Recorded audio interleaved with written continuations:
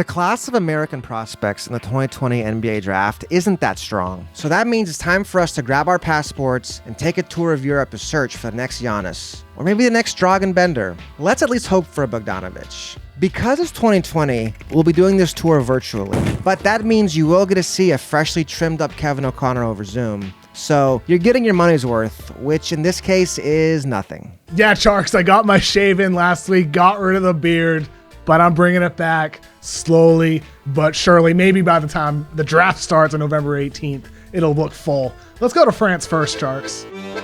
The first guy up is Killian Hayes. He's French, but he's also American. So his dad started at Penn State in the early 1990s, went to France to play pro ball, and then started a family there. Killian, he has a chance to be the best of both worlds. He combines the fundamentally sound game of most European prospects with the confidence and aggressiveness that you see from the best Americans. I think we both agree he has the best combination of passing, scoring, and ball handling in this draft. The question for him is whether he has the size and speed to be a primary option at the NBA level, or whether he'll need to learn how to be in more of a secondary role. Steal und easy basket. No matter where he goes in the lottery, he's already checked off one career-defining accomplishment. Number 1 on KOC's big board.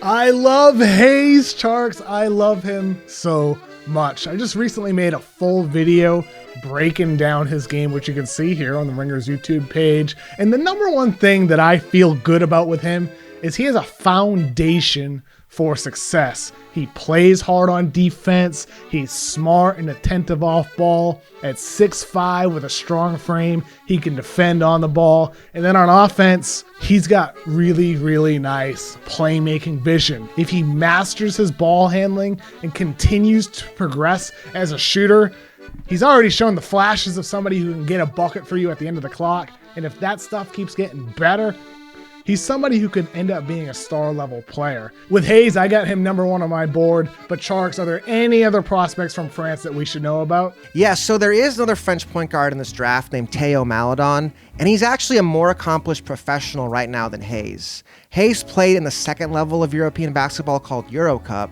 whereas Maladon was a starting point guard for a EuroLeague team. That team, ASVEL, is best known for its owner, Tony Parker. And Maladon has little Parker in his game, in that he's a point guard who can get into the lane and make the right play once he's there.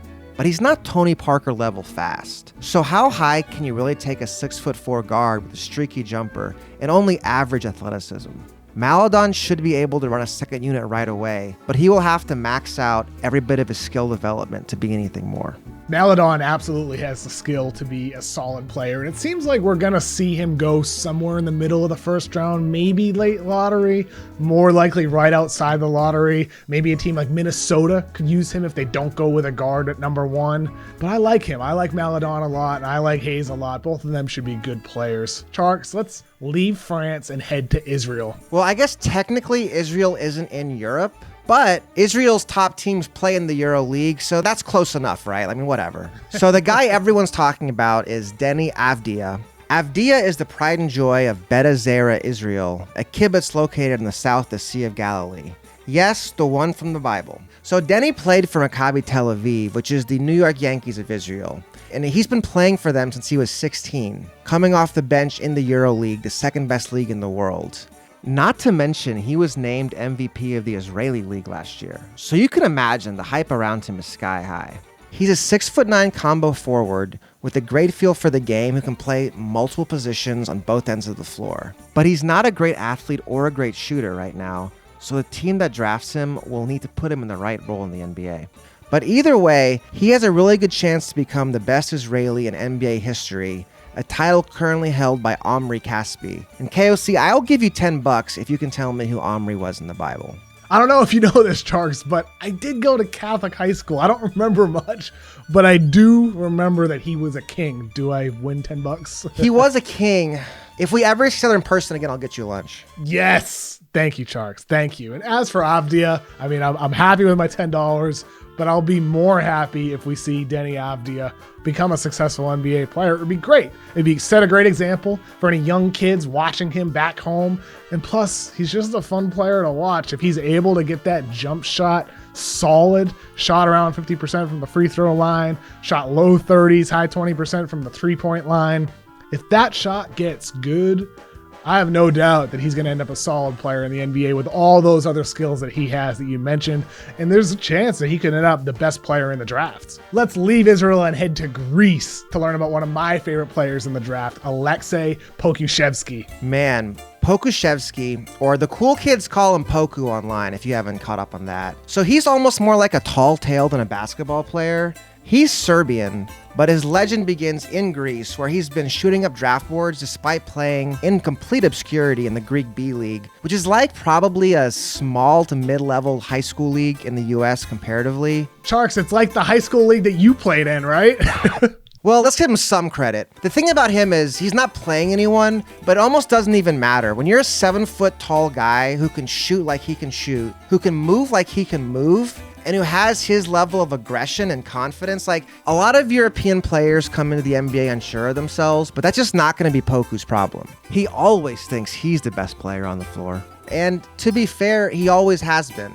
So we'll see what happens in the NBA. He has a very similar origin story to Giannis, but in 2020, do we really believe in fairy tales anymore? I mean, maybe it won't happen for him in 2020, but maybe in 2024, because look at him. I mean, he's kind of a beanpole. He's super skinny. It's going to take time for him to develop physically to compete in the NBA. But like you said, Tjarks, we're on the same page here. With his size and his skill, his fluidity, I mean, it's rare to find that type of talent in a guy his size. I'd love to bet on him somewhere in the late lottery, middle of the first round. It seems like he's the guy in 5 years. Either he's back in Europe and the GM who drafted him got fired, like when the Kings drafted Papagiannis, or he's a star and the GM is a genius. And that's the fun in the draft, Tjarks. It's a gamble. And with a guy like him, it could be a home run hit or a strikeout, but hey, some teams can afford to take that risk. Let's head to Spain and review our last international prospect, Leandro Balmaro.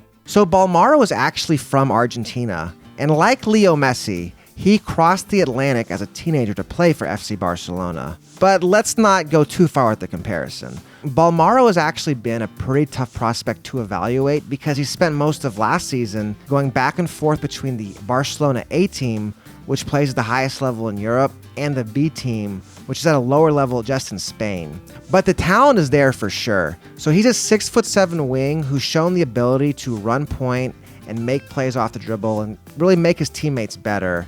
The question for him, like with a lot of the players in this video we've been talking about, is that he's really not a great shooter or a great athlete, and you really need one or the other at the NBA level. Most likely, the athleticism is what it is, but there's always a chance he can become a better shooter, and if he does, he has a ton of potential. It's hard not to love the idea of what Balmaro could be with his size and his playmaking vision. If he develops that jump shot, what could he be? Something like a Evan Turner with a knockdown jumper? That's a good player, isn't it? Evan Turner with a good jump shot is a really appealing prospect. But the question with all these guys is, can that jumper develop?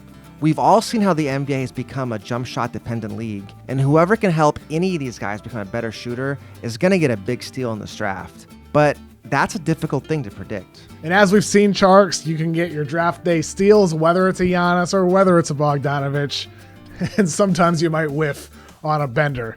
But that's what makes this year's class from international prospects so exciting. There's some good quality players out there. It's just a matter of which guys pop and become a higher level player, a superstar in the NBA. Thank you everybody for taking this tour with Jonathan, Tjarks, and I. Please subscribe to The Ringer's YouTube page for all of our 2020 NBA draft coverage.